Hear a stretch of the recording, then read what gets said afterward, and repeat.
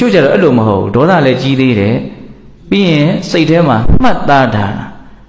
တစ်ချိန်ချိန်မှာအကြောင်းမတိုက်ဆိုင်လာနဲ့အကြောင်းတိုက်ဆိုင်လာနဲ့ပြန်ပြောပြီးသားပဲသူကောင်းထဲမှာအဲ့ဒီမကြည်လေတဲ့ကိစ္စမကြည်နဲ့ဆရာကိစ္စအမြဲတမ်းရှိနေတယ်လူများကြားထဲမှာနေထိုင်ရင်းနဲ့ကိုကောသူတစ်ပါးကိုစိတ်ဒုက္ခပေးနေတဲ့အထိမကန်ရွှေချိုင်းတစ်ယောက်ဖြစ်နေပြီလားနည်းနည်းလေးထိလိုက်ရုံနဲ့အထိမခံမဲ့စိတ်တန်ရာအဟောင်းကြီးကိုခန္ဓာကိုယ်ထဲထည့်ထားမိရင်ဘဝမှာ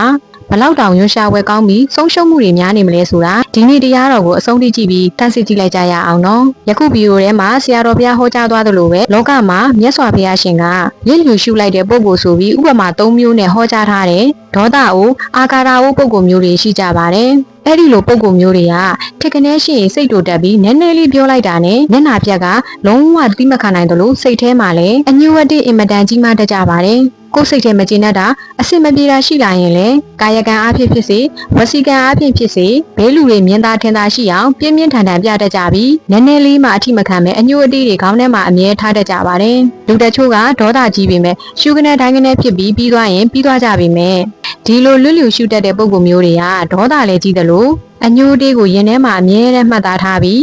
အကြောင်းတိုက်ဆိုင်ရင်တေးမှတ်ထားတာတွေပြန်ဖော်ကရန်ရှာတတ်ကြပါတယ်မြတ်စွာဘုရားရှင်ကဒီလိုလူတွေကိုသွေးတွေပြည်တွေတဆူဆူနဲ့အတွင်းထဲမှာလှိုက်ဣနေပြီးတခုခုနဲ့ထိခိုက်မိတာနဲ့သွေးပုတ်ပြီးပုတ်တွေပန်းထွက်လာတဲ့အနာဟောင်းကြီးနဲ့ဥပမာပေးထားသလိုနည်းနည်းလေးထိလိုက်တာနဲ့တဖြောက်ဖြောက်နဲ့မီးပွားတွေလွင့်စင်ထွက်လာတဲ့တဲသားထင်းနဲ့လည်းဥပမာပေးခဲ့ပါတယ်ဆရာတော်ဘုရားကဒါကိုသူတစ်ပါးကိုပေရန်နဲ့တိုင်းဖို့ဟောထားတာမဟုတ်ပဲကိုယ်တိုင်ကအဲ့ဒီလိုအထိမခံတဲ့အာနာဟောင်းကြီးဖြစ်နေမလားဆိုတာကိုပြန်လဲဆန်းစစ်ဖို့သတိပေးထားတာဖြစ်ပြီးလူလောကကြီးမှာလမ်းလျှောက်ရင်ခလုတ်တိုက်မှာမဲမလို့အထိမခံလို့မရကြောင်းနဲ့ပတ်ဝန်းကျင်ရဲ့အခြေအနေမျိုးစုံဆက်ဆံရေးမျိုးစုံကြားမှာကိုယ်စိတ်ကိုချုံးမွေအောင်ထားတတ်ဖို့လိုအပ်ကြောင်းအနှစ်ချုပ်သွင်းဆုံးမပေးသွားတာပဲဖြစ်ပါတယ်စိတ်ပညာရှုထောင့်ကနေထပ်တိုးဘုဒ္ဓအနေနဲ့ကြည့်မယ်ဆိုရင်လည်းဒီလိုထိကနေရှိဒေါသကြီးပြီးအညှိုးထားတတ်တဲ့ပြုမှုတွေဟာကလေးဘွားကတေချာမဖြစ်ရှင်းခဲ့ရတဲ့စိတ်ဒဏ်ရာတွေကိုယ်ကောင်းဆံမှုတွေနဲ့အတ္တမာနတွေကြောင့်ဖြစ်ပေါ်လာရတာဖြစ်ပြီးရေရှည်မှာတော့ကိုယ့်ရဲ့စိတ်ပိုင်းဆိုင်ရာရုပ်ပိုင်းဆိုင်ရာကျန်းမာရေးကိုပါအကြီးအကျယ်ထိခိုက်စေနိုင်ပါတယ်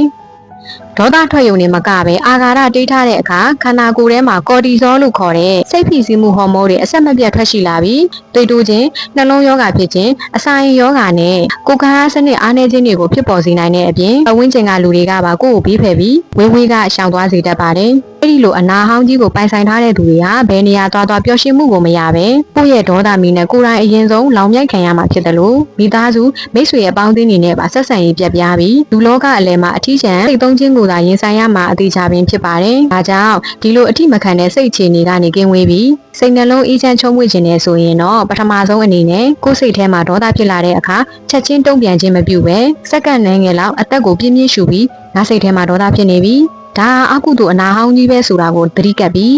သိမှတ်ပေးရပါမယ်ဒုတိယအနေနဲ့ကတော့လောကမှာငါဖြစ်စေခြင်းတို့လိုပဲအားလုံးဖြစ်မလာနိုင်ဘူးလူတွေမှာမတူညီတဲ့နောက်ခံအကြောင်းတရားတွေရှိကြတယ်ဆိုတော့မှန်တရားကိုလက်ခံပြီးသူတစ်ပါးကိုနားလည်သိခံခွင့်လွှတ်ပေးနိုင်တယ်မေတ္တာစိတ်နဲ့သိခံခြင်းခံဒီတရားကိုလက်တွေ့ကြလေ့ကျင့်သင်ယူရမှာဖြစ်ပါတယ်နောက်ဆုံးအဆင့်ကတော့တစ်ဖက်လူရဲ့အပြုမှုထက်ကိုယ့်ရဲ့တုံ့ပြန်ပုံကသာကိုယ့်ရဲ့တန်ဖိုးကိုဆုံးဖြတ်ပေးတာဖြစ်လို့ဘလို့လှုံ့ဆော်မှုမျိုးကိုပဲကြုံရပါစေကိုယ်စိတ်ကိုမုံတိုင်းနဲ့ကြောက်ဆောင်လို့တည်ငြိမ်အောင်ထားနိုင်ဖို့နေ့စဉ်နဲ့အမျှစိတ်ကိုယဉ်ကျေးအောင်ပြုထောင်ပေးရမှာပဲဖြစ်ပါတယ်ကဲပြိတ္တကြီးတို့ရောကိုယ့်ပတ်ဝန်းကျင်မှာနည်းနည်းလောက်ထိလိုက်တာနဲ့တွေးပုတ်ပြီးပုတ်တွေထွက်လာတတ်တဲ့အနာဟောင်းလူမျိုးတွေကြုံမှုပါသလားဒါမှမဟုတ်ကိုယ်တိုင်ရောအဲ့ဒီလိုလူမျိုးမဖြစ်အောင်ဘလို့စိတ်မျိုးနဲ့နေထိုင်ကြတယ်လဲဆိုတာကိုကွန်မန့်မှာဝေမျှပေးခဲ့ကြပါဦးနော်